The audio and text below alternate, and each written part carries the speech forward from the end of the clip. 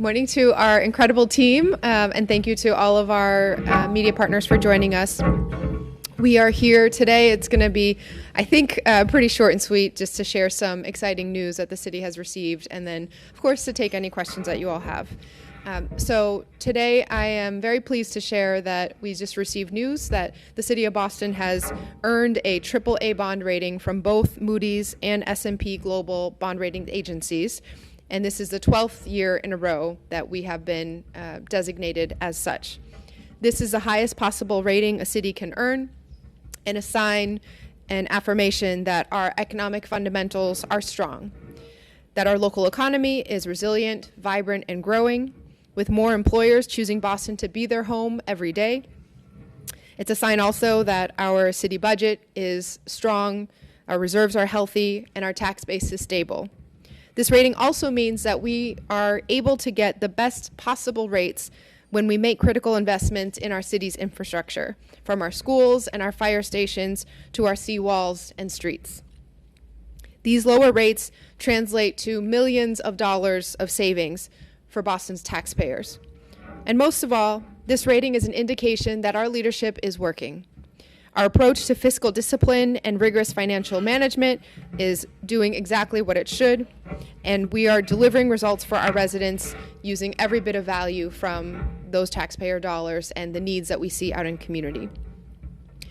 This is a contrast to what we're seeing at the federal level, as the current federal administration sows economic chaos and targets the very industries that Boston relies on: healthcare, life sciences, higher education, climate technology. Boston remains determined to fight back against illegal attempts to undermine our economy and our communities.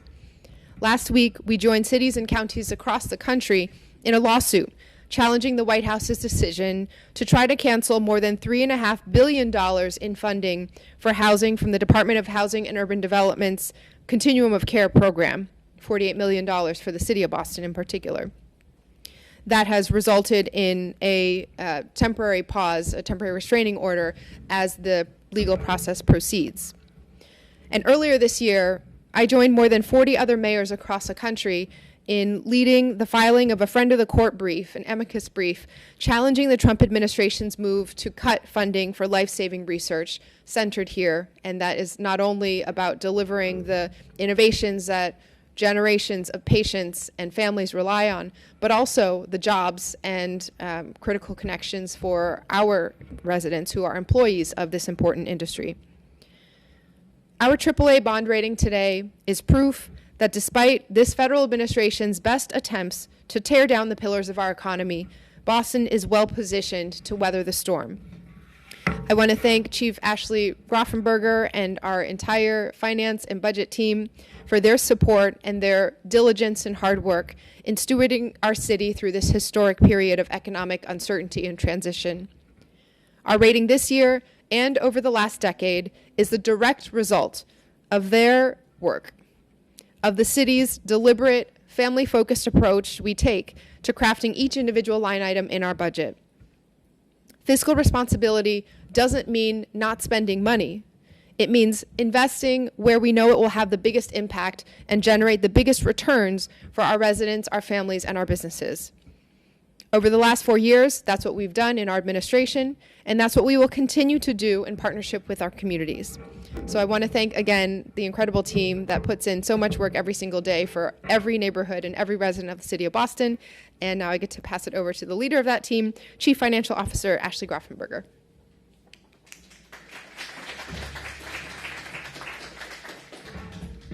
Good morning, everyone. I'm Ashley Groffenberger, Chief Financial Officer. The rating is kind of like finance Super Bowl for us, so just really excited to be here and thrilled with this announcement. So we were in this room just over a month ago rolling out the fiscal 26 budget, and in the last month we've seen significant market volatility, tariffs that have been turned on and off, updated economic data showing a slowdown in the U.S. economy. And all of that demonstrates the need for strong fiscal leadership in this time. Despite all the uncertainty, I'm pleased to report that the City of Boston has received a AAA rating with a stable outlook from both Moody's and S&P's, the highest possible rating for the 12th consecutive year. I'd like to thank our analysts at Moody's and S&P for their thoughtful analysis and deep understanding of the city and its finances. In both credit opinions, Boston is highlighted as being the economic leader of the region, having proactive and strong fiscal management, healthy reserves, and stable revenue to support its operations. These are traits that we know to be true about Boston, and we appreciate the continued acknowledgement from our external rating agency partners. This rating action comes in advance of our planned $500 million general obligation bond issuance next week, which will provide funding for nearly 200 capital projects in the city, including new and renovated schools, major park and playground renovations, new libraries, community centers and pools, energy improvement projects, and other state of good repair and infrastructure projects. What does it mean to have a AAA rating aside from being the highest level you can achieve? Financially, for us, it provides the city with the ability to finance critical infrastructure projects throughout the city. It provides investors with confidence that the city is able to repay their bonds. The AAA ratings have the highest creditworthiness, and over the life of the bonds will produce real savings for the city and its taxpayers. By maintaining this AAA bond rating, the city is able to achieve the most favorable financing terms in the bond market, which in today's market equates to savings of approximately $225,000 to $250,000 a year, or about $500 million over the life of the bonds. Basically, this means we can spend more of our taxpayer dollars on the critical services and priorities that residents expect instead of the costs associated with financing. It should also give residents the confidence that city leadership is acting in a strong, responsible way with their resources. To be clear, today's announcement isn't just about the budget. This is about the guts of our financial management, the long-standing policies, practices, and statutes that govern what we do and are often hidden from view or are misunderstood. I want to particularly thank our treasurer, Jerica Bradley, and the staff of the Treasury Department, our law department, our financial advisors, our bond counsel, and the entire finance cabinet for the months of tireless work that goes into preparing for this rating and this bond issuance. We do not take this rating for granted, nor do we believe that it is guaranteed. Maintaining this rating requires intentional leadership and difficult choices, and I especially want to thank and acknowledge Mayor Wu for her leadership that she demonstrates each and every day to solidify Boston's strong financial position. Thank you.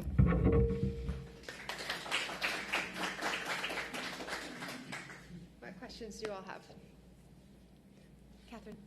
Mayor and Chief, we've seen several large office towers sell at well below their assessed value. One Lincoln selling at $400 million for foreclosure auction, 99 High selling well below its previous sale. How concerned are you about the ongoing devaluation or ongoing loss of the office value and what that means for the city's long-term fiscal health? Yeah. Well, there was a bit of a touch on this in the opinions of the ratings agencies as well that I'll let our chief talk about, and if our assessor wants to add anything, the expert is in the room. I want to just cite a couple of statistics. I may or may not have anticipated that you would be here and ask this very question. So just a note, obviously we are very concerned in monitoring the ongoing transition that cities across the country and downtowns in particular across the country are experiencing with macroeconomic trends that are really reshaping the purpose of commercial office buildings and the occupancy of them. And we know that Boston is fortunate, and we are working hard every day to ensure that our multiple downtowns are all thriving each in their own way. And so in many cities, there's one downtown area, and when it's struggling, it's struggling. In Boston, when we say downtown, we really mean some combination of or one or the other of the financial district, Back Bay, Seaport, maybe even into the south end, just sort of a much larger geographic area that has a lot of different unique characteristics and uses. And when you start to separate out those different sub-downtowns, if you will, they are going through very different experiences, right? We know that the Seaport, for example, is thriving. Okay, let me back up and say, overall, Welcome, Madam President. Come on up. We're just in the Q&A portion, but I'll turn it over to you in a second to say a few words after we finish answering this question. So overall, our Class A office vacancies at 5%. This is among the lowest nationally. Class A. No, overall, Class A. Overall, across everything, across every class of commercial, it is 14.5%, which is less than DC, LA, New York, Minneapolis, Chicago, Seattle, San Francisco, and I could go on all of our peer cities.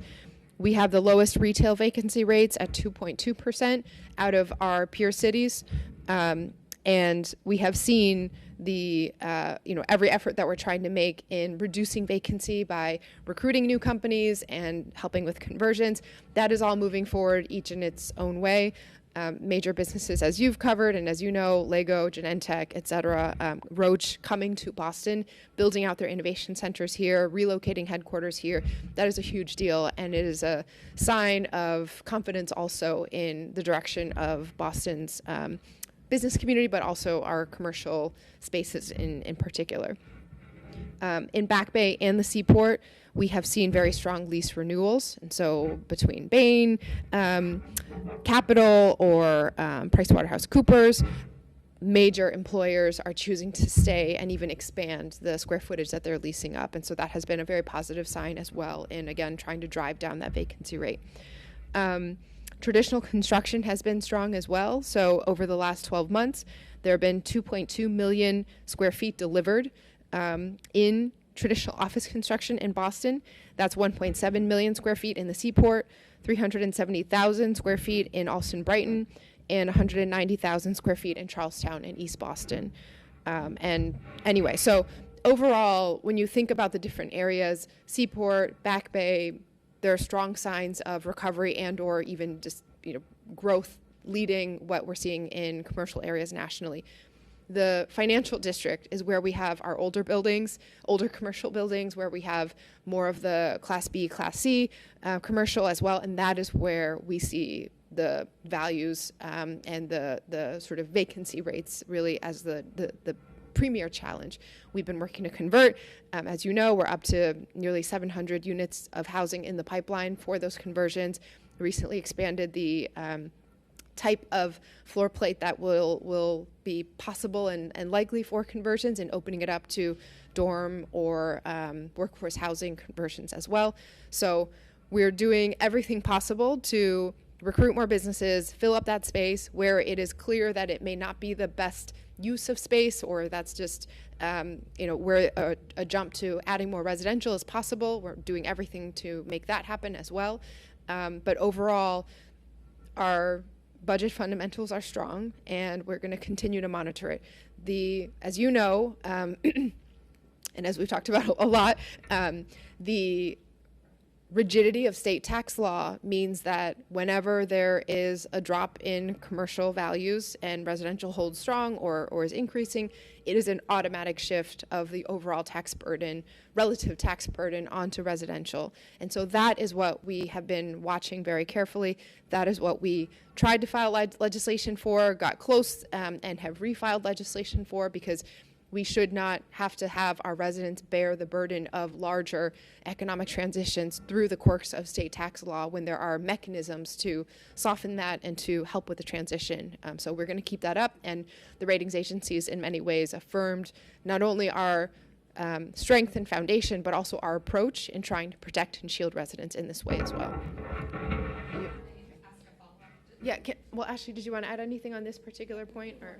Really, I mean, I think the mayor touched on the main points, which and I think is great to see in the credit opinions about the stability of our property tax revenue as being a credit positive, and that the changes in commercial values are not such that we're going to experience a major revenue disruption, but that it's that shift of the burden from one sector to the other. And exactly as the mayor was saying, the reason why we fought so hard and are continuing to push for the tax legislation.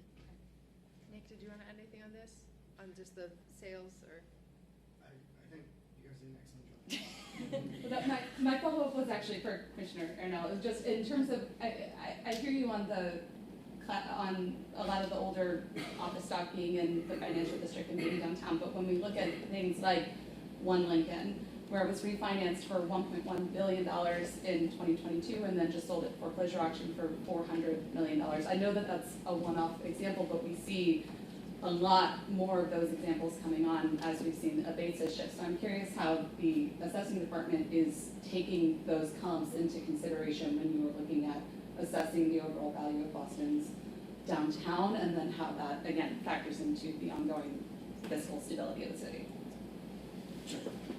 So I will preface, and then Nick can add more detail. I think it's exactly right. The sales you mentioned are one-off anecdotes, right? And it's a matter of whether or not that anecdote is a trend, or if, so that is the process that the assessing department goes through every year. So we're still very early on in our data collection process for setting values for this fiscal year. And so I don't, we will see what the data bears out as we collect it, but these are sort of one-off examples that we pay attention to, but whether or not it's indicative of a larger trend remains to be seen.